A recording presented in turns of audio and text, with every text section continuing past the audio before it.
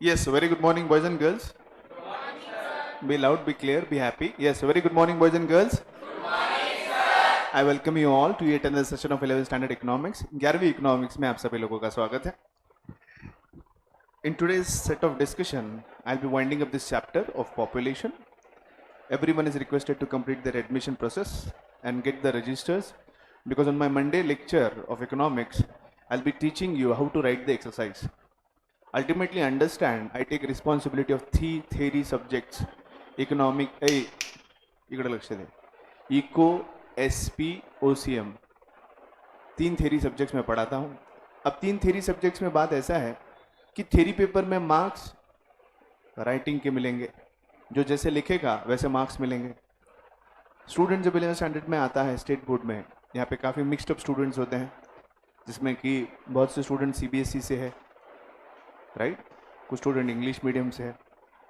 Writing को लेकर मेरा अब तक का तजुर्बा है कि जो सेमी मराठी या मराठी स्कूल से आए हैं उन्हें उतना राइटिंग को लेकर समझाने करने की मुझे ज़रूरत नहीं पड़ती.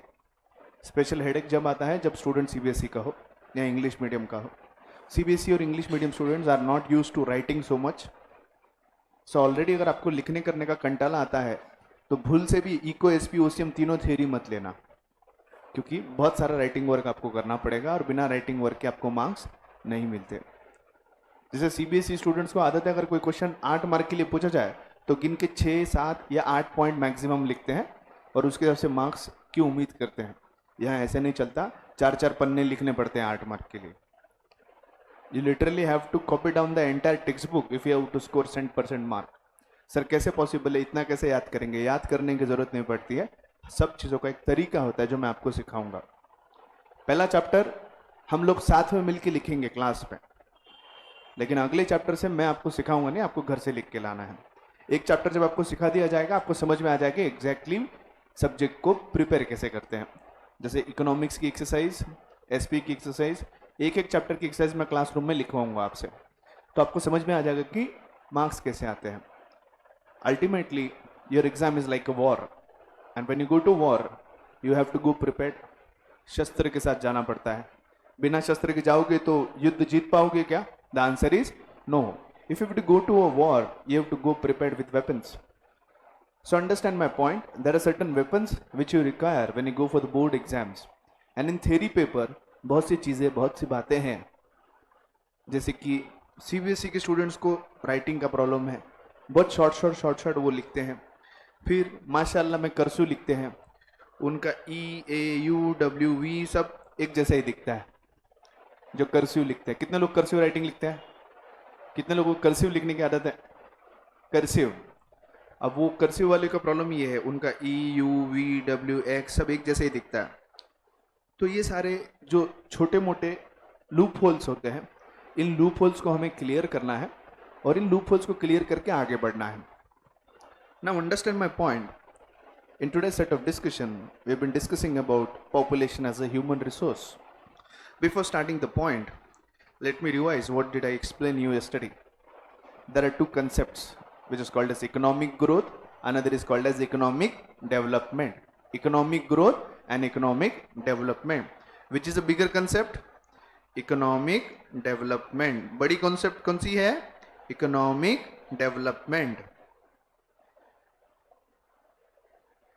And which is a smaller concept? Economic growth. Yes और नो? इकोनॉमिक ग्रोथ और इकोनॉमिक डेवलपमेंट में ब्रॉडर कंसेप्ट होता है इकोनॉमिक डेवलपमेंट और नैरो कंसेप्ट होता है economic growth. Because economic growth only talks about quantitative growth. हर साल देश में प्रोड्यूस की जा रहे गुड्स और सर्विसेज की वैल्यू जब बढ़ती जाती है तो we can say the nation is having economic growth.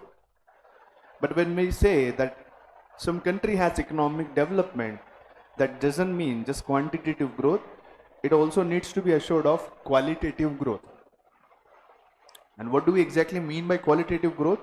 The quality of life of people living in country should improve. What should happen? The quality of life.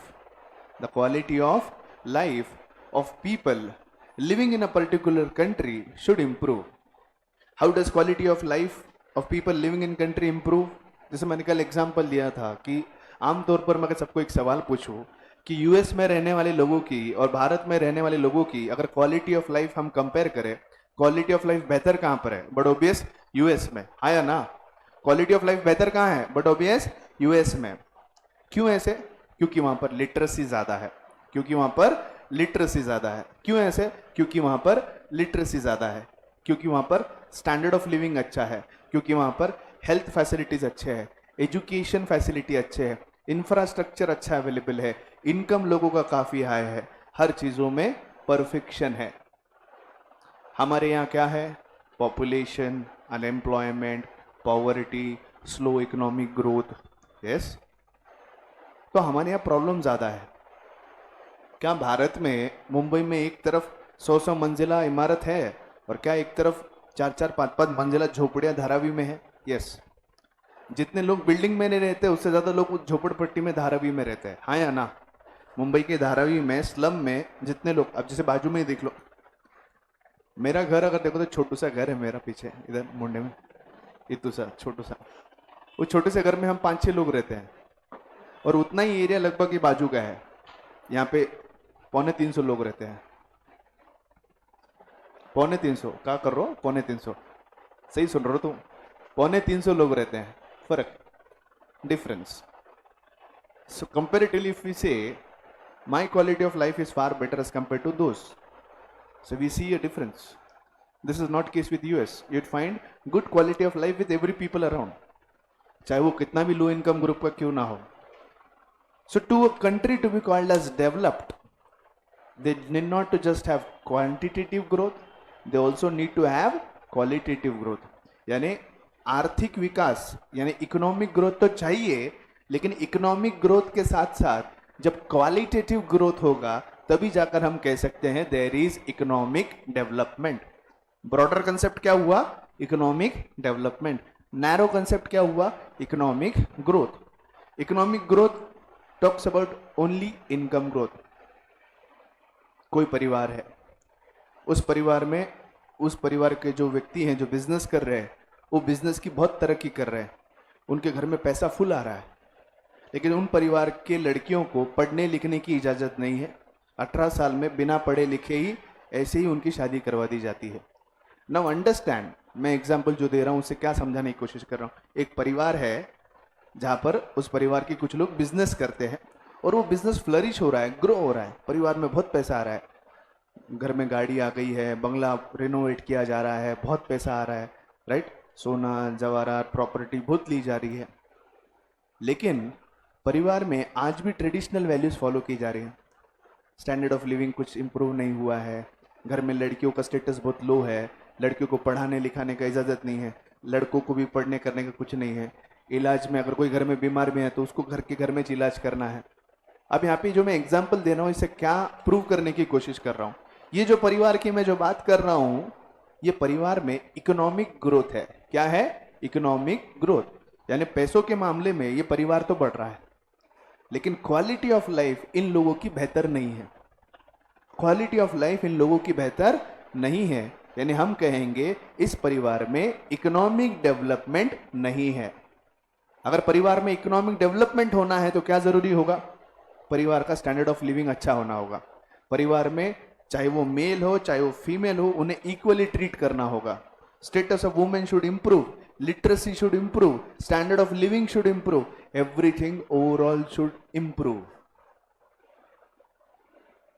That is called as economic development. Recently Akshay Kumar का picture आया था, क्या नाम था उसका?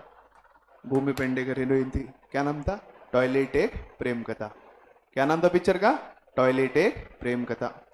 क्या दर्शाने की कोशिश की जा रही थी कि गांव के ग्रामीण में आज भी हालात ऐसे हैं कि शौचालय की सुविधा उपलब्ध नहीं है। This is what you call as quality of life. मस्त है, डोंगरा में जाने का सुबह सुबह हवेशीर, first class. Is this quality of life? No, this is not quality of life. Basic sanitation अगर अवेलेबल नहीं है, बेसिक सैनिटेशन अगर अवेलेबल नहीं है, शौचालय को लेकर अगर जागरूकता नहीं है, ऐसे बहुत से मूवीज उन्होंने किए हैं वुमेन के हेल्थ को लेकर, सब चीज़ों को लेकर। तो ये जो सारी चीज़ें हैं, ये चीज़ें आज भी फॉलो नहीं की जाती है। गांव में, ग्रामीण में, आज भी गांव में बाहर सड़कों पर कहीं तो कोने में लेडीज शौचालय के लिए जाते हैं, जेंट्स शौचालय के लिए जाते हैं, प्रॉपर वॉशरूम नहीं है। हंसने वाली बात नहीं है, कहीं पे कोई जानवर वानवर आ जाता है, कितने लोगों की तो मौत वैसे ही हो जाती है, बाथरूम के लिए वगैरह गए, कोई सांप वगैरह कुछ काट लिया, वहीं मर गए। Can you say this is a good quality of life? The answer is no. Until and unless we have good sanitization, good toilets, good household for living, good education, good health facilities, good infrastructure, till that particular day, we cannot say India is a developed country. Are you getting my point? Still, what tag we have is India is a developing country because we are having economic growth, but still we are not having adequate economic development. Are you following my point? Yes or no? In the year 1990, this particular organization, I hope everyone must be knowing, UN, United Nations. सब लोग को पता है? आप सबसे पहली बात basic concept clear कर दूं, ये कोई देश नहीं है। यूएन मतलब यूनाइटेड नेशंस, यानी कोई अलग से नेशन नहीं है। सभी देश मिलकर कलेक्टिवली एक ऑर्गेनाइजेशन फॉर्म करते हैं जिसका नाम है यूनाइटेड नेशंस, जहां सभी देश यूनाइटेडली आकर एक ऑर्गेनाइजेशन बनाते हैं, जहां पर सभी देश जो उस ऑर्गेनाइजेशन का पार्ट है कलेक्टिवली कुछ बातों पर सहमति जताते हैं। जैसे कि मानते हैं कि भारत और पाकिस्तान में आए दिन रोजाना विवाद चालू रहता है, लेकिन उसका सेटलमेंट रखना जरूरी है। बहुत बार पाकिस्तान हमारे यहाँ पर जो है सीज फायर का उल्लंघन करता है, तो इन मुद्दों को कौन सुनेगा? अगर ये सीज फायर ऐसे ही करते रहे तो फिर that will turn to war, और वॉर सिर्फ हमारे देश के लिए नहीं होता। अभी बात देखो, रशिया और यूक्रेन में झगड़ा चल रहा है, अपना कुछ लेना देना है क्या? वो दोनों झगड़ रहे हैं, अपना कुछ लेना देना है क्या? नहीं। But do you understand there is an indirect impact on our economy also. Petrol right now is trading around 108 to 110 पर लीटर। क्यों है? Due to between war and Russia and Ukraine. क्योंकि वर्ल्ड को, क्या बोल रहा हूं मैं, वर्ल्ड को, विश्व को क्रूड ऑयल यानी डीजल पेट्रोल को supplier, one of the major supplier Ukraine है। One of the major supplier Ukraine है। तो यूक्रेन से जो डीजल पेट्रोल का सप्लाई आता था वो बंद हो चुका है। किसकी वजह से? वॉर की वजह से। तो डीजल पेट्रोल का सप्लाई यूक्रेन से बंद हो गया, तो डीजल पेट्रोल की कमतरता मार्केट में आने लगी, क्योंकि उस देश से अब तेल आ नहीं रहा। तो ऑटोमेटिकली जो दूसरे देश जिनके पास थोड़ा बहुत तेल है वो अपने तेल का दाम बढ़ा देते, और भारत जैसे देश जिनके पास गाड़ियों की कोई कमी नहीं है, उनको तेल लेना ही है, they are forced to buy at that high prices also. Are you getting my point? So even if we are not part of the Russia and Ukraine war, that war is having impact on every country. Because understand, trade relations are irrespective of strategic relations. मैंने ये बात 2 दिन पहले class में बताया कि भारत पाकिस्तान के strategic relation बहुत खराब है। पॉलिटिकली वी आर एनिमी, एकदम क्रिकेट मैच के जैसे, लेकिन ट्रेड रिलेशंस और स्ट्रैटेजिक रिलेशन अलग होते हैं। हमारे यहाँ से सब्जियां वगैरह सब चीजें जाती हैं, वहां से शक्कर आती है, तो ट्रेड इज डिफरेंट। लेकिन अगर वॉर हो जाए तो ट्रेड रुक जाता है, तो जब ट्रेड रुकता है तो उसका इंपैक्ट होता है। ना सिर्फ भारत, ऐसे बहुत से देश होंगे जो यूक्रेन से डीजल पेट्रोल खरीदते होंगे, उनका सप्लाई रुक गया। अब किसी और देश को मांगेंगे, उसको मालूम है यूक्रेन दे नहीं रहा, तो वो फायदा उठाता है, वो बोलता है लेना है क्या, 20 रुपए बढ़ा के देना पड़ेगा। तो इस तरह का इंपैक्ट ग्लोबल चीजों की वजह से होता है। तो ऐसी चीजें ना हो, दुनिया में युद्ध ना हो। युद्ध का अंत कुछ नहीं होता, महाभारत से हमें पता है कुछ नहीं होता, खाली लाशें बिछ जाती है और बाकी इसमें प्रूव कुछ नहीं होता। You have seen, you must have read about world war 1, world war 2। क्या होता है? कुछ नहीं। करने के लिए युद्ध तो कर लेते हैं, इसमें बस तबाही होती है, बहुत से लोगों की जाने जाती है, शहर के शहर उजड़ जाते हैं, और कुछ नहीं होता, और कुछ हासिल नहीं होता इसमें से। अभी जो पुतिन कर रहा है रशिया का यूक्रेन के साथ, क्या हासिल होना? इसमें कुछ हासिल नहीं होना। 2 बड़े नेताओं के झगड़े में वो यूक्रेन में जो छोटा सा बच्चा, मासूम सा बच्चा, उसकी क्या गलती है? जो बम खा रहा है, गोली खा रहा है, उसकी कोई गलती है क्या? नहीं। तो ऐसे ग्लोबली नाइंसाफी ना हो, कोई भी पावरफुल नेशन किसी छोटे नेशन को आंख ना दिखाए, तो ऐसे लिए जो कम या लो पावरफुल नेशंस है उनके साथ कोई तो सपोर्टिंग में खड़ा रहे। तो सपोर्ट करने के लिए उन सभी को एक सहमति से, एक सोच के अंतर्गत एक साथ एक प्लेटफॉर्म पे आना पड़ेगा। ऐसा प्लेटफॉर्म जो दुनिया के मैक्सिमम देश जिसमें पार्टिसिपेट करते हैं, वो प्लेटफॉर्म है यूनाइटेड नेशंस। आई होप ये पॉइंट समझाने के बाद आपको समझ गया होगा कि ऑर्गेनाइजेशन क्या है। एक ऐसा प्लेटफॉर्म है जहां दुनिया के मैक्सिमम देश पार्टिसिपेट करते हैं और अपने देश के रिलेटेड प्रॉब्लम्स और सारे समस्याओं को रखते हैं, और वहां पर बाकी सारे देश उस बात पर अपनी सहमति जताते हैं। जैसे पाकिस्तान आए दिन हमारे यहाँ सीज फायर का उल्लंघन करता है, बार बार उल्लंघन करता है, उसके प्रूफ वगैरह सब लेकर जब भारत के प्रधानमंत्री या फिर भारत का जो कोई भी मिनिस्टर होगा या फिर जो कुछ भी डिप्लॉयड व्यक्ति होगा, ऑफिशियल होगा, जो यूनाइटेड नेशंस में जाकर भारत की बात रखेगा, वो बोलेगा वहां पर जाकर दुनिया के सभी देशों को कि देखो ये ऐसा काम कर रहा है। और जब वो स्ट्रेटेजिकली सही प्रूव हो जाती है तो यूनाइटेड नेशंस का एक काउंसिल होता है। क्या होता है? काउंसिल, जहां पे उसका अध्यक्ष होता है, उपाध्यक्ष। Normally presidentialship is with United States only. तो वहां के जो काउंसिल होती है, वो काउंसिल एक नोटिस जारी करती है, एक स्टेटमेंट, एक ऑर्डर जारी करती है। अगर आप यूनाइटेड नेशंस के पार्ट हो तो यूनाइटेड नेशन के काउंसिल ने जो निर्णय, जो ऑर्डर दिए है, वो आपको फॉलो करने पड़ेंगे। नहीं फॉलो किए तो सब देश मिलकर टूट पड़ते तुम्हारे पे। फिर अगर आपने फॉलो किया तो ठीक, नहीं फॉलो किया तो सब देश मिलकर तुमको कॉर्नर करेंगे। कुछ नहीं करते, राशन पानी बंद कर देते। अब मान लो पाकिस्तान को बोल दिया और प्रूव कर दिया इंडिया के ऑफिशियल ने, वहां जाकर मिनिस्टर ने, कि ऐसा ऐसा हुआ है और सीज फायर हुआ है, तो वहां से एक ऑर्डर निकल जाता है, United Nations orders to stop such kind of ceasefire, if not stop strict action against your country will be taken. इसके बावजूद भी अगर सीज फायर हो रहा है, सिर्फ एक नोटिस पहुंचाना है, फिर यूनाइटेड नेशंस बाकी सब देशों को बोल देता है इनका राशन पानी बंद करो। फिर कोई भी देश पाकिस्तान को सपोर्ट नहीं कर सकता in form of trade, in form of monetary benefits, और वो बंद हो गया तो अर्थव्यवस्था बंद हो गई, तो लोग भूखे मरने लगते हैं, तो लोग भूखे मरने लगते हैं। इतनी रिस्क कोई नहीं लेता। सो ये ऐसा एक ऑर्गेनाइजेशन है, एक ऐसा प्लेटफॉर्म है जहां पर दुनिया के सारे देश पार्टिसिपेट करते हैं और हर एक देश अपनी समस्या दुनिया के बाकी सभी देशों से शेयर करता है ताकि उन समस्याओं के ऊपर हल निकल सके। Are you getting my point?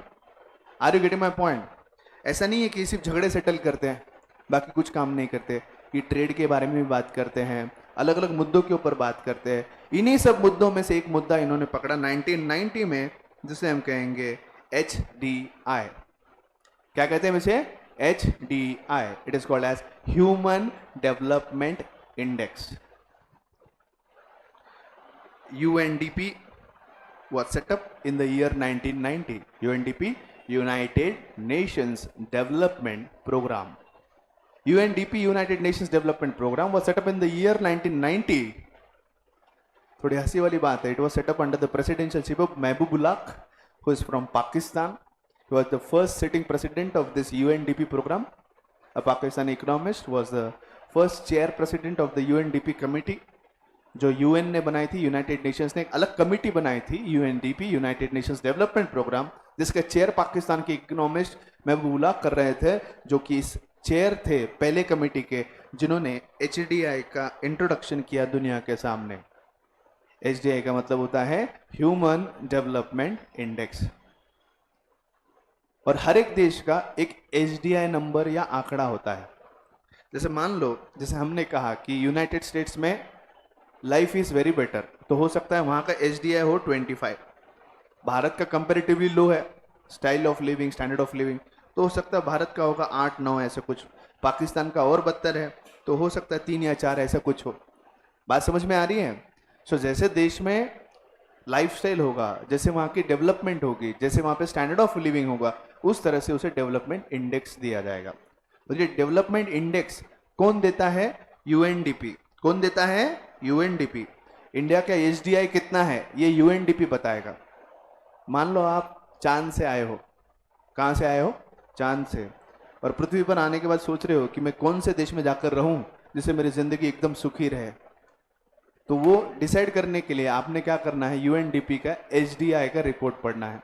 जिस देश में एचडीआई यानी ह्यूमन डेवलपमेंट इंडेक्स बेहतर है, आप बेझिझक उस देश में जाकर रह सकते हो, क्योंकि वहां पर क्वालिटी ऑफ लाइफ बेहतर है। वहां पर क्वालिटी ऑफ लाइफ बेहतर है। कंपैरेटिवली अगर हम बात करें अरब कंट्रीज का इकोनॉमिक ग्रोथ यानी पैसे में वो हमसे ज्यादा आगे है। हर एक व्यक्ति की कमाई अरब कंट्रीज में हबीबी हबीबी जो बोलते हैं ना उधर, सब इन लोग का कमाई हम लोगों से ज्यादा है। लेकिन एचडीआई के मामले में इन अरब कंट्रीज से एचडीआई इंडिया का बेहतर है, क्योंकि हमारे यहाँ क्वालिटी ऑफ लाइफ बेहतर है। जैसे मैंने आपको कुछ दिन पहले बताया था, वहां पर महिलाओं को कोई अधिकार ही नहीं। Status is worst, women are not allowed to drive. ये बात भी सही है, अपने यहाँ लड़कियां गाड़ी क्या ही चलाती है, ऐसे बस गाड़ी आके आके निकल, ब्रेक बाद में मारते पहले दोनों पैर रोकते है ना। जैसे गाड़ी रोकने की बात है पहले पैर बाद में धनवारे, ब्रेक भी है, ब्रेक बाद में मारती है, फिर बाद में वो चक्कर में पीछे से हमारे पिल्लू विल्लू जाके ठोक देते पीछे, ठक है ना।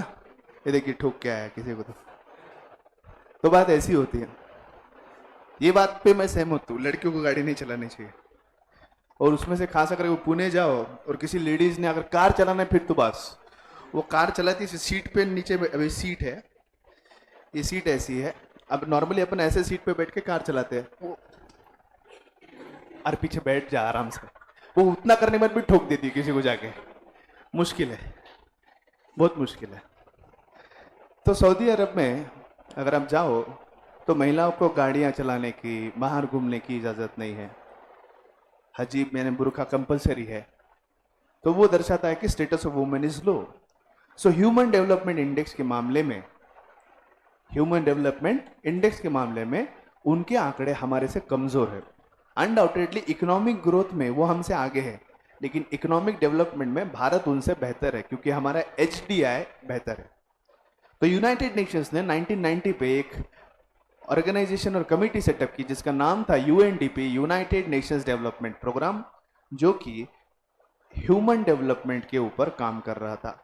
हर एक देश में लिटरेसी क्या है, एजुकेशन फैसिलिटी क्या है, हेल्थ क्या है, हेल्थ फैसिलिटी क्या है, सैनिटाइजेशन क्या है, इंफ्रास्ट्रक्चर कैसा है, लोगों की इनकम कैसी है, लोगों का स्टैंडर्ड ऑफ लिविंग कैसा है, लोगों के सोच विचार कैसे है, समाज में लोग कैसे हैं, समाज के क्या क्या वैल्यूज है, इन ऐसे ओवरऑल क्वालिटी ऑफ लाइफ की जो एस्पेक्ट्स है, इन सभी एस्पेक्ट्स को एनालाइज करके रिपोर्टिंग करके फिर एक देश को एचडीआई का इंडेक्स दिया जाता है। यानी भारत में लोगों की एजुकेशन की हालत कैसी है, हेल्थ की हालत कैसी है, स्टैंडर्ड ऑफ लिविंग कैसे, एक का मेरा बोल के नहीं, हर किसी का 138 करोड़ का सब लोगों का एवरेज निकाला जाएगा और उसके बेसिस पे हमें ह्यूमन डेवलपमेंट इंडेक्स दिया जाता है। अभी ओके एंड क्लियर, समझ में आया? तो यही सारी चीजें इंट्रोडक्शन में दी गई हैं। Now the role of human resource in economic development. किसी भी देश के इकोनॉमिक डेवलपमेंट में ह्यूमन रिसोर्स का क्या वजूद है। जैसे कि पहला पॉइंट कहता है that human development is an end end means to achieve this end. क्या बोला जा रहा है, ध्यान दीजिए। Human development is an end while economic growth is a means to achieve this end. What did it say? Human development is an end. Ultimately Bharat तरक्की कर रहा है। तरक्की कर किस लेवल तक जाएगा? एक ऐसी लेवल तक जहां पर भारत में रहने वाले हर एक नागरिक की क्वालिटी ऑफ लाइफ सबसे बेस्ट है, बेहतर है, राइट? सारे 138 करोड़ लोगों की लिविंग लाइफ अगर बेस्ट बेहतर हो गई, so we can say there is human development. लेकिन अल्टीमेटली भारत में सभी 138 करोड़ लोगों की अगर ह्यूमन डेवलपमेंट यानी क्वालिटी ऑफ लाइफ को सुधारना है, अल्टीमेटली एंड क्या है? देखो, देश की तरक्की में लास्ट चीज क्या हो सकती है? ह्यूमन डेवलपमेंट, यानी पूरे 138 करोड़ लोगों की डेवलपमेंट, क्वालिटी ऑफ लाइफ की डेवलपमेंट। यस और नो? लोगों की डेवलपमेंट, लोगों की क्वालिटी ऑफ लाइफ डेवलपमेंट। लेकिन ह्यूमन डेवलपमेंट के इस लास्ट लेवल तक जाने के लिए एग्जैक्टली क्या लगेगा हमें? Economic growth. मान लो देश में से गरीबी मिटानी है, देश में से बेरोजगारी मिटानी है, देश में सारे 138 करोड़ लोगों का स्टैंडर्ड ऑफ लिविंग बेहतर करना है, लोगों को अच्छा जीवन देना है, तो don't you think what is basically required? We need to ensure कि देश में सारे 138 करोड़ लोगों की आर्थिक सुधारीकरण हो, इकोनॉमिक ग्रोथ हो। जब तक हर किसी की जेब में नोट नहीं होगा तब तक हर किसी का क्वालिटी ऑफ लाइफ बेहतर हो सकता है क्या? इसीलिए क्या बोला जा रहा है? Human development is the end. Human development is end in any growth, but to achieve that end what is required is economic growth. जब तक इकोनॉमिक ग्रोथ यानी आर्थिक विकास नहीं होगा, पैसों के मामले में हर किसी की इनकम नहीं बढ़ेगी, तब तक स्टैंडर्ड ऑफ लिविंग बेहतर नहीं हो सकता. यह आर्थिक विकास ही है जिसकी वजह से आप देख रहे हो कि क्लास में बहुत से लड़कियां अपने तरह के अपने पसंद के कपड़े पहन रहे. जैसे जीन्स टी शर्ट आज से 10-15 साल पहले नहीं पहनती थी लड़कियां कॉलेजों में. आपकी मम्मी को पूछो पहनते थे क्या? नहीं पहनते थे. शादी के बाद आपके घर में अब मम्मी ड्रेसेस पहनती है, पहले वो अलाउड नहीं था. अब क्यों अलाउड हो रहा है? क्योंकि आए इन सालों में आर्थिक विकास हुआ है आपके परिवारों में, और जब आर्थिक विकास होता है तो ह्यूमन डेवलपमेंट अपने आप होने लगता है. बात समझ में आ रही है आपके? तो लास्ट गोल क्या है अचीव करने के लिए किसी भी अर्थव्यवस्था, किसी भी इकोनॉमी के लिए? What is the last goal to be achieved is economic development और human development. But to achieve human development what is required is economic growth. Until unless you have economic growth, you cannot have human development. फिर से मेरी बात prove होती है. क्या बोलता हूं मैं हमेशा? ना बीवी ना मैया ना बाप बड़ा ना भैया, होल थिंग इज दैट सबसे बड़ा रुपया. जब तक सबके जेब में रुपया नहीं आएगा तब तक हमारा देश ह्यूमन डेवलपमेंट को अचीव नहीं कर सकता. यही वजह है ना, गरीब की जेब में पैसा है क्या? नहीं है. इसीलिए वो कपड़ा नहीं ले सकता, अपने लिए घर नहीं बना सकता, अपने बच्चों को अच्छा शिक्षा नहीं दे सकता, अपने घर में लोगों का अच्छा इलाज नहीं कर सकता. हर किसी के जेब में पैसे हो तो ह्यूमन डेवलपमेंट हो सकता है. तो human development is end, but to achieve it what is required is economic growth. Next point, human development can contribute to reduction in civil disturbances in society. Recently Narendra Modi ने एक बहुत मेजर डिसीजन लिया. What was the major decision? Removal of article 377 from Jammu and Kashmir. सब लोग को ये news सुना है? धारा 377 कश्मीर से हटा दी गई. Removal of section 377. कितने लोगों को पता है धारा 377 मतलब क्या? What is 377? सेक्शन 377 मतलब क्या?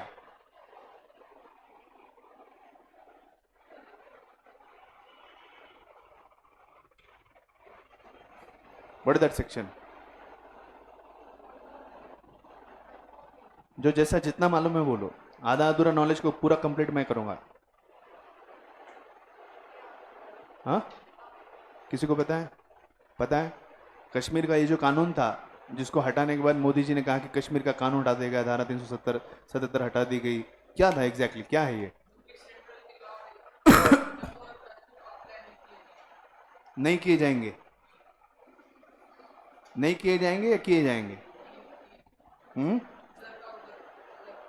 अच्छा, कुछ इंटरेस्टिंग. हाँ,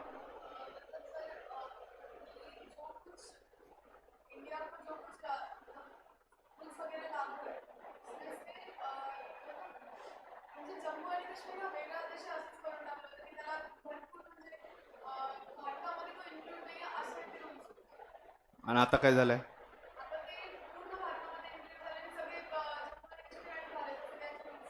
अच्छा, ओके, गुड. अब सब लोग ध्यान दो, कुछ इंटरेस्टिंग बात बताऊं आपको. अब ध्यान देने की समझने की कोशिश करो. भारत आजाद कब हुआ?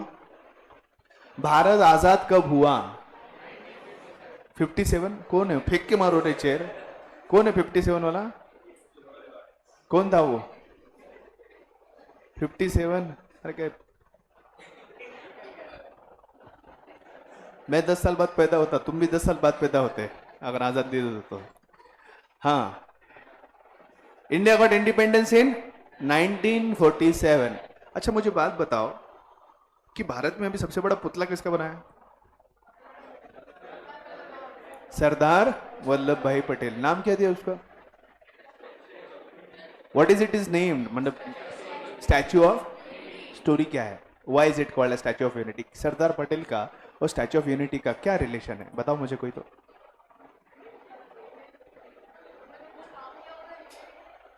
हाँ, तो क्या किया? क्या है? काम तो किया होगा, लेकिन क्या किया एग्जैक्टली?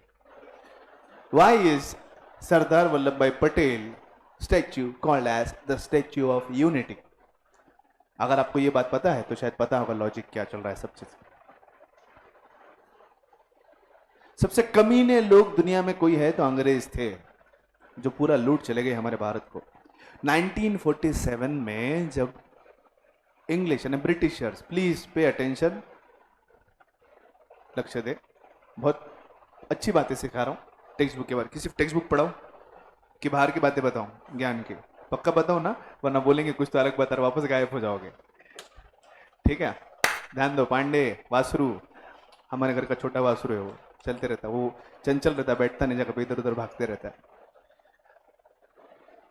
1947 में देश आजाद हुआ, लेकिन ब्रिटिशर्स कभी देश का कल्याण नहीं करना चाहे, ना 120 साल में, ना छोड़ने के बाद। उन्होंने हमेशा यही चाहा कि ये देश बर्बाद हो। What do you really think, इतने 120 साल की सत्ता कोई भी इतने हंसी खुशी से कैसे छोड़ के जाएगा? क्या लॉजिक था?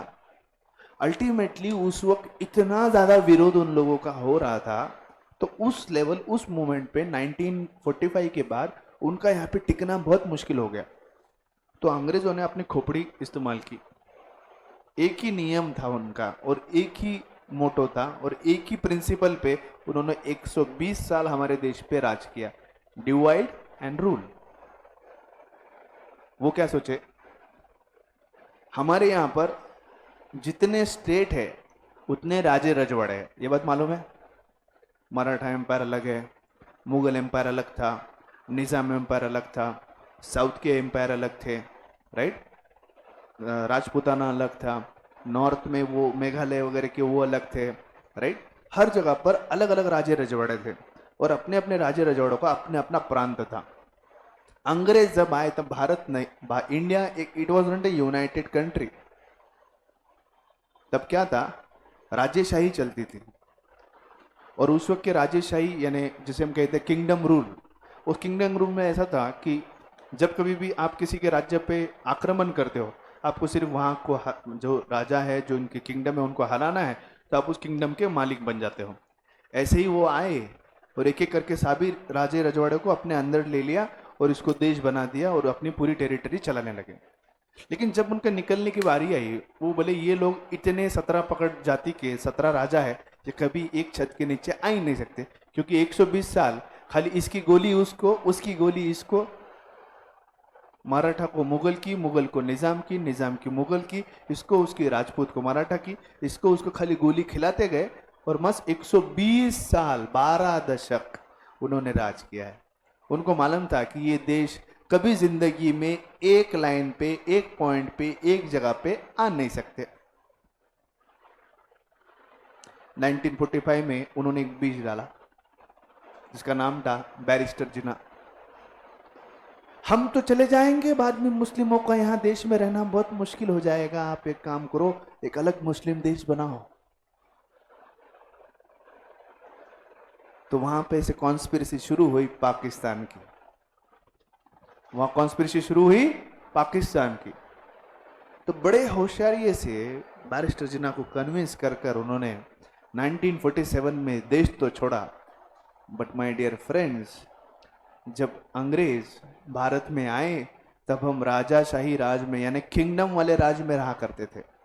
और जिस दिन अंग्रेज छोड़कर गए, जिस दिन अंग्रेज छोड़कर गए, वो छोड़कर भी उसी हालत में गए जिस हालत में उन्होंने कब्जा किया था। मतलब जिस दिन अंग्रेज छोड़ दिए, जितना एम्पायर मराठा का था वो मराठाओं को दे दिया, जितना राजपूतों का था वो राजपूतों को दे दिया, जितना मुगल का था वो मुगलों के खानदान के वारिसों को दे दिया, जितना कुछ निजामों का था निजाम वालों को दे दिया। हर एक राजा रजवाड़ों को, जैसे ठाकुर सिंह करके जम्मू कश्मीर के उस वक्त राजा थे, तो उनको उनका राज दे दिया। हर एक स्टेट का अपना एक राजा था, उन सभी राजा रजवाड़ों को अपने राजेशाही वापस दे दी। फिर उनको मालूम था, और ऊपर से ये जिन्ना को बोल दिया तुम अलग मुस्लिम देश बनाओ। तो इतना सब करके छोड़ दी कि चला दिया। अब उनको मालूम है उनकी एग्जिट तो हो जाएगी, लेकिन एग्जिट होने के बाद ये अलग अलग दिमाग वाले अलग अलग लोग, अलग अलग राजा कभी एक साथ आ ही नहीं सकते थाली में। 120 साल देख लिया, ये कभी एक नहीं हो सके। अब क्या एक होंगे? अपन अभी के लिए तो पिक्चर से बाहर निकलते, ये 2-4 साल रुको, आपस में मारा मारी करके वापस एक दूसरे को मारने का काम चालू करेंगे, फिर से 5 साल के बाद हम गद्दी पे आराम से बैठ सकते हैं, पूरी ताकत के साथ तैयारी के साथ वापस आएंगे और हम बैठ के दिखाएंगे फिर से, क्योंकि ये आपस में सहमति नहीं हो सकते और ये राजे रजवाड़ी कभी एक देश के बतौर काम नहीं कर सकती। और फैक्ट था, मराठा का, मुगलों का, निजाम का, राजपूताना का, एल्सवेल्स किसी राजाओं का एक मिलाप और एक मिलन करना नामुमकिन था। और ये सबसे बड़ा डिफिकल्ट टास्क किसी व्यक्ति ने पूरा किया है, उसका नाम है सरदार वल्लभ भाई पटेल। उन्होंने हर एक राजे रजवाड़े से मुलाकात की और उनको भारत देश की परिभाषा समझाई कि क्यों हम एक देश के अंदर, एक छत के अंदर, एक नाम के अंदर, एक देश के अंदर आगे जिंदगी में तरक्की कर सकते हैं। और आप ही राजा बोलकर नहीं, साथ साथ आपके प्रांत में रहने वाले जितने भी राज्य में जितने भी लोग रहेंगे उन सबकी हम तरक्की को एक तरह से लेके जाएंगे। सभी राजाओं को भारत देश के नाम के अंदर, इंडिया के अंतर्गत, इंडिया के मैप में लाने वाले व्यक्ति कौन थे? सरदार वल्लभ भाई पटेल। क्योंकि जिन्ना उस वक्त मैक्सिमम स्टेट को अपने तरफ खींचने की कोशिश कर रहे थे। वो चाह रहे थे कि जम्मू कश्मीर की जो राजा है, पंजाब की जो राजा है, ये सारे लोग उनके कंट्री में आए।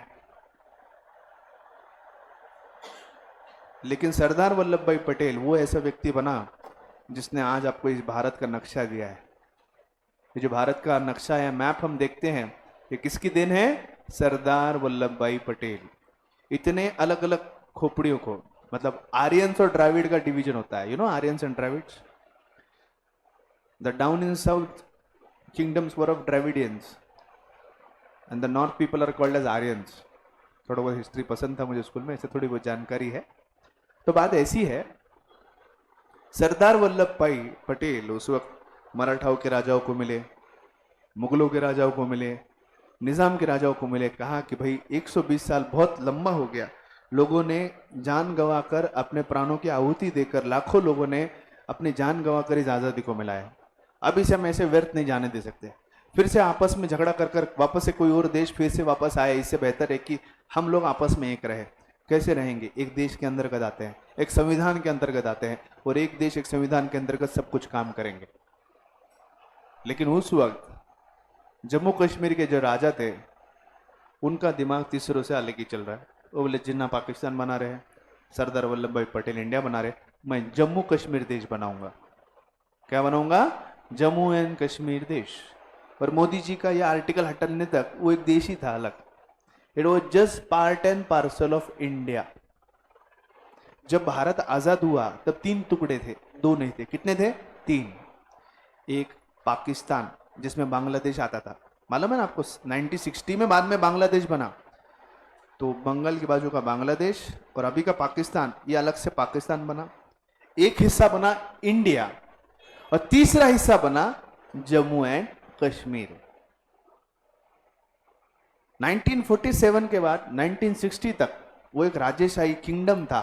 तुम्हारा रूल ऐसा था, जो उन लोगों को हटा देगा वो वहां का राजा बन जाएगा। भारत के लोगों ने कभी एनक्रोचमेंट करने की कोशिश नहीं की, क्योंकि हमारे स्वभाव में है नहीं कि हम किसी को पहले थप्पड़ मारें। गांधी जी क्या कहते हैं? एक थप्पड़ मार दिया तो दूसरा काल आगे करना चाहिए, अहिंसा परमो धर्म। ऐसा मत करो, कोई दिया ना पचेड़ लगाने का वापस रिटर्न में, same to you, back to you, return to A to Z, ले छोड़ने का नहीं उसको। तो तब 3 टुकड़े हुए थे, एक बना था जम्मू एंड कश्मीर, एक बना था पाकिस्तान और एक बना था इंडिया। ओके, अब बात ऐसी है कि कश्मीर के राजा बोले ना मुझे भारत के साथ जाना है, ना मुझे पाकिस्तान के साथ जाना है, मैं मेरे देशवासियों के साथ, मेरे राज्य के वासियों के साथ मेरा मेरा अलग खुशहाल देश बनाऊंगा। तो उन्होंने जम्मू एंड कश्मीर बना लिया। लेकिन नियम ऐसा था कि राजे रजवाड़ों पर कब्जा किया जा सकता था बाय नियम। तो भारत का जो पार्ट था, इन लोगों ने कभी कोशिश नहीं की कि जम्मू एंड कश्मीर में एनक्रोचमेंट करे, वहां के लोगों को मारे, वहां के राजा को हराए और उस प्रांत को जीते। लेकिन ये पूरी कोशिश 1947 से लेकर 1960 तक पाकिस्तान देश कर रहा था। आतंकवादियों को भेजकर, एनफोर्समेंट लगाकर, आर्मी को भेजकर रोजाना। अगर हम देखें एग्जैक्टली हमें जो मैप दिखता है वैसा मैप नहीं है इंडिया का। ऊपर का साइड ऐसा ट्रायंगल में है, और बहुत से area it is called as POK. What is that full form? Pakistan occupied Kashmir. उसका नाम है, क्या नाम है उसका? बलूचिस्तान जिसे कहते हैं. It is not Pakistan, it is not Kashmir also, it is POK, Pakistan occupied Kashmir, the part and parcel of the Kashmir land which is occupied by Pakistani people. We see the map, that map is not exactly the way it is. ऊपर की तरफ बहुत सा हिस्सा हट चुका है जो ऑलरेडी पाकिस्तान के अंतर्गत है. 2 मिनट दिखाई देता हूँ, ऐसा ना लगे कि सर झूठ बात कर रहे हैं.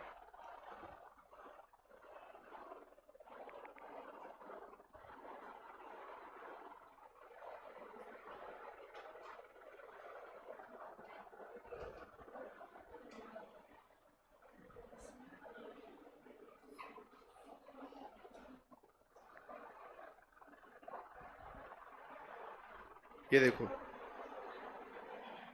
इधर ध्यान दो प्लीज प्लीज प्लीज.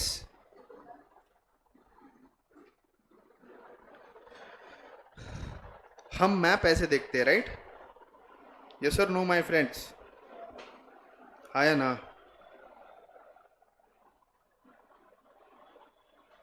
ये ऑलरेडी ऊपर का जो लाल के बाद वो गिलिट बलिस्तान रीजन जो दिख रहा है ना, ये एरिया कहाँ गया भाई?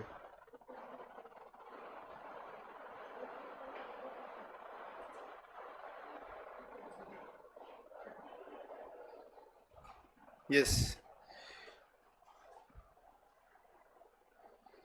ये जो एरिया दिख रहा है ना, श्रीनगर के ऊपर जो रेड लाइन डाला हुआ है, ये एरिया, ये इधर का हिस्सा, इस पे नाम दिख रहा है POK. It is already in Pakistan, not in India. So आप जो नक्शा देखते हो वो पूरा भारत नहीं है, उसमें का बहुत सा इधर का अंग जो है वो ऑलरेडी उधर जा चुका है. ये जो लिख रहा है लाइन, वो जो ब्लू लाइन है, उत्तर भारत का एरिया चाइना ने ऑक्युपाई किया है. COK, China occupied Kashmir. ये दिख रहा है ना ब्लू लाइन, यहाँ पे ये दिख रहा है ट्रांस-काराकोरम tract which is occupied by China. Are you getting my point? वो जो ब्लू एरिया दिख रहा है, ये कितने लोगों को पता था पहले? ये एरिया चाइना ने ऑक्युपाई किया है. और ये साइड का ये जो एरिया है रेड में, जो इधर का हिस्सा है, तो ये किसने ऑक्युपाई किया है? पाकिस्तान ने. तो हमारा नक्शा ऑलरेडी वैसा है कि जैसे दिखता है? नहीं है. है क्या भाई साहब? नहीं है. ये कब हुआ? उस 1947 से 60 के दौर में. लेकिन आए दिन रोजाना देखो, यहाँ पे ईयर भी दिया है, Pakistan sets ट्रांस-काराकोरम tract a part of POK to China. उन्होंने ये जो ब्लू हिस्सा था POK का, वो चाइना को दिया, क्योंकि आर्थिक मदद चाइना करता है और चाइना को एक ही चीज चाहिए, जमीन. भू माफिया कहते हैं उन्हें, जैसे वाळू माफिया रहते हैं ना, जो रेती निकालते हैं नदियों से, वैसे भू माफिया कहलाता है चाइना. चाइना एक ही काम करता है, गरीब देशों को पैसा देता है, बाद में उनकी जमीनें हड़प लेता है. अभी ये जमीन तो उनकी थी नहीं, तो उन्हें करोड़ों रुपए दिए और इतना एरिया जो POK के अंदर था वो चाइना ने खरीद लिया. कौन से ईयर में? 1963 में. मैंने क्या कहा? 1960 तक तो भारत के साथ भी नहीं, पाकिस्तान के साथ भी नहीं, कश्मीर का अलग ही था. 1960 के बाद वॉर शुरू हो गया. पाकिस्तान ने फटाफट POK का इतना एरिया ऑक्युपाई कर लिया, वॉर शुरू हो गया. आए दिन राजा को समझ गया अभी जो इतना कुछ ना, जम्मू कश्मीर, जम्मू, कारगिल, लद्दाख वगैरह जो बचा, ये भी खत्म हो जाएगा, ये भी सारा खत्म हो जाएगा, कुछ ना कुछ तो करना पड़ेगा. पाकिस्तानी वाले लोग की मंशा उनको समझ चुकी थी. तो राजा फिर अपने प्रधानमंत्री के पास आए और हाथ जोड़े, हमें आपके साथ ले लो, हमारे कश्मीर को भारत के साथ ले चलो. लेकिन उस वक्त भी उन्होंने एक कंडीशन रखी, भारत के साथ कश्मीर आएगा, लेकिन हमारा देश भारत का इंटरनल पार्ट नहीं होगा, सिर्फ एक्सटर्नल. जैसे हम बोलते हैं ना, किसी सरकार को बाहर से समर्थन है, साथ में उनके बाहर से समर्थन मतलब आप किसी सरकार को बनाने के लिए सपोर्ट कर रहे हो, लेकिन उनके साथ कैबिनेट में, उनके साथ मिनिस्ट्री में हम पार्ट नहीं लेते, जिसे हम कहते हैं बाहर से समर्थन. कश्मीर को हमेशा भारत के साथ समझा जाएगा, लेकिन भारत का वो इंटरनल पार्ट नहीं होगा। क्यों नहीं होगा? 1961 से अभी 2018, 19, 22, 2020 तक, जब तक ये जम्मू कश्मीर का कानून नहीं आया, उस दिन तक सिर्फ बाहर से कश्मीर अपना था। मैं कौन हूं? दिनेश शर्मा। पता क्या है? मीनाताई ठाकरे मार्ग, न्यू मुंडा, परभनी। मैं अगर 2005 में जम्मू कश्मीर के श्रीनगर गया, वहां की वादियों से प्यार हो गया, वहां पे रील बनाया मैंने 1-2, और फिर मैंने कहा यार नहीं, यहां पे एक होटल बनाने चाहिए। कानून ये था कि कश्मीर की जमीन खरीदने बेचने का अधिकार सिर्फ कश्मीरियों के पास था। बाहर किसी भी राज्य का कोई भी व्यक्ति कश्मीर में 1 गज यानी सादा 100 स्क्वायर फीट भी जमीन खरीद नहीं सकता था। कश्मीर में जितने भी फैक्ट्री थे वो सिर्फ कश्मीरी चला सकते थे, और कोई फैक्ट्री नहीं चला सकता था। यानी कश्मीर था तो भारत में, लेकिन कश्मीर में हमें सिम कार्ड भी नहीं चलता है अपना। पहले अपने यहाँ रोमिंग था, लेकिन अब चीजें कॉमन हो गई। अब जो है सिम कार्ड जो है नॉर्मल है। अब रोमिंग लगता है क्या? नहीं है, हर जगह पे इनकमिंग फ्री है। लेकिन फिर भी उस 2020 के सेक्शन हटने से पहले जब मैं वैष्णो देवी गया था, तो वहां पे मुझे अलग से सिम कार्ड लेना पड़ा। पॉइंट इंटरेस्टिंग है ना? वहां पर जाके मुझे अलग से सिम कार्ड लेना पड़ा, क्योंकि वहां पर इंडियन टेरिटरी के सिम कार्ड अलाउड नहीं थे। भारत का कोई भी कानून 1961 से लेके टिल 2020, जब तक मोदी जी ने सेक्शन नहीं हटाया, तब तक वहां के उस स्टेट में कोई भी कानून एप्लीकेबल नहीं था। जैसे सीए फाउंडेशन में एक एक्ट सिखाता हूं मैं, जिसका नाम है द इंडियन कॉन्ट्रैक्ट एक्ट 1872। उस एक्ट का पहला स्टेटमेंट ही था, this act applies to whole of India except the state of Jammu and Kashmir. इसका मतलब क्या है? यह कानून पूरे भारत को अप्लाई होता है except the state of Jammu and Kashmir. तो भारत में जितने भी एक्ट थे, जैसे कि हमने अभी 2 दिन पहले एक एक्ट देखा एसपी में, क्या नाम था? The partnership act 1932। उसका स्टेटमेंट का पहला सेंटेंस रहेगा, the partnership act 1932 applies to whole of India except the state of Jammu and Kashmir. यानी जम्मू कश्मीर में कोई भी हमारे कानून लागू। सिम कार्ड ही नहीं चलता तो कानून क्या चलेगा? जहां सिम कार्ड ही नहीं चलता तो कानून क्या चलेगा? आप जम्मू कश्मीर में जमीन नहीं खरीद सकते, आप जम्मू एंड कश्मीर में वहां पे सिम कार्ड नहीं इस्तेमाल कर सकते, वहां पे कोई फैक्ट्री नहीं खोल सकते, कुछ नहीं कर सकते। अब इस चक्कर में क्या हुआ, और ये सब चीजें करवा के क्यों ली? पॉलिटिकली। क्योंकि 1960s के बाद जब पाकिस्तान ने इंक्रोचमेंट कर लिया, ऑलरेडी कश्मीर पंडितों को मारना शुरू कर दिया था, जिसके ऊपर अभी रिसेंटली कश्मीर फाइल्स मूवी आई थी, जो बहुत से लोगों ने देखी होगी। नहीं देखी तो देखो, आपको पता चलेगा। वहां पे सिंह करके राजा था, एक हिंदू राष्ट्र था जहां पर majority of the population was Hindu, लेकिन पीओके की इस घटना के बाद वहां के कश्मीरी पंडितों को, हिंदुओं को मार मार कर बाहर निकाला गया। 5 लाख कश्मीरी पंडितों को मारकर दफना दिया गया, जिंदा मारकर दफना दिया गया। अगर आपको देखना है कैसे, तो कश्मीर फाइल्स देखिए, आपको पता चलेगा। और अल्टीमेटली इस तरह से लोगों को मार काट कर, अब लोग क्या करेंगे बेचारे? मरने के वाले थोड़ी है। क्योंकि 1960 के बाद जब भारत का पार्ट बनना शुरू हो गया, तो पाकिस्तान ने इस तरह से एनक्रोचमेंट शुरू कर दिया जात के नाम पे। तो वहां के लोकली जो पीओके के थ्रू पाकिस्तान को सपोर्ट करने वाले लोग थे, ऊपर की तरफ बलिस्तान के वगैरह तरफ से, वहां से लोग आने लगे, कश्मीरी पंडितों को मारने लगे और वहां से लोगों को भगाने लगे। और धीरे धीरे ये एक मुस्लिम डोमिनेटेड स्टेट बन गया। अब जम्मू एंड कश्मीर का जो पार्ट है वो मुस्लिम डोमिनेटेड था, और लद्दाख का जो पार्ट है वो टिबेटियन यानी हिंदू डोमिनेटेड था। आजादी के बाद जब से वो साथ में आए, तब से स्टेट का एक कानून था, लेकिन हमेशा डोमिनेंस असेंबली में मुस्लिम्स के रहने की वजह से लेह लद्दाख का रीजन कभी डेवलप नहीं हुआ। ना उनको कभी फंड दिया, ना उनको कभी पैसा दिया, ना कुछ दिया। यही वजह बनी कि मोदी जी ने कानून तो तोड़ दिया, साथ में इसके 2 टुकड़े भी कर दिए। 2 टुकड़े में क्या कर दिया? 2 नए यूनियन टेरिटरी बना दिया। एक यूनियन टेरिटरी बना दी श्रीनगर की, और यूनियन टेरिटरी बना दी लद्दाख की। तो लद्दाख के लोग, इधर के जो लोग हैं, उनको इन लोगों पे अब डिपेंडेंट रहने की जरूरत नहीं है। बहुत इंपॉर्टेंट इतिहास बातें बता रहा हूं तुमको। अभी रिसेंटली अब मैं चाहूं तो कश्मीर में, लद्दाख में कहीं पर भी जमीन खरीद सकता हूं। 2020 से पहले नहीं खरीद सकता था। अब मेरा सिम कार्ड बिना चेंज किए चलता है। पहले चलता था क्या 2017-18 में जब मैं वैष्णो देवी गया तब नहीं चलता था। अब मैं जाकर वहां इंडस्ट्री बना सकता हूं।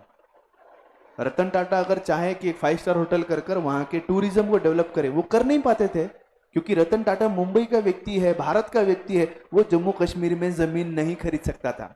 अब अल्टीमेटली जब टूरिज्म डेवलप नहीं हो रहा है, इंडस्ट्रियल डेवलपमेंट नहीं हो रहा है, कुछ डेवलपमेंट नहीं हो रहा है, तो वहां पे रोजगार बनेगा क्या? वहां पे डेवलपमेंट होगी क्या? वहां पे लोगों को काम मिलेगा क्या? नहीं। फिर लोग वहां पे क्या करेंगे? वो जो पत्थर फेंकते हुए न्यूज में दिखते हैं बच्चे, उनको 1000 रुपये रोज मिलता है, खाली पुलिस वालों पे, आर्मी वालों पे पत्थर फेंकने के लिए। ये सारी चीजें कश्मीर फाइल्स में क्लियरली दी गई। आप देखो, अगर आपने नहीं देखा है तो you should watch such kind of films which are impactful, which is increase your knowledge.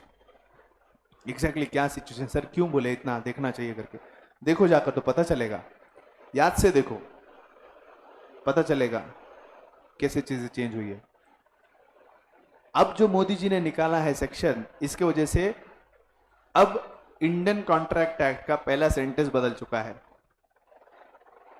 The Indian contract act 1872 applies to whole of India, except सब अभी गए, बाहर निकल गए। समझ में आ रही है बात? समझ में आई क्या? ये सारी बातें कहानी बताने के लिए इसलिए थी क्योंकि इसके ऊपर सेकंड पॉइंट डिपेंडेंट था। Human development can contribute to reduction in civil disturbances. जो सिविल डिस्टर्बेंसेस कश्मीर में थी, अब वो नहीं के बराबर है।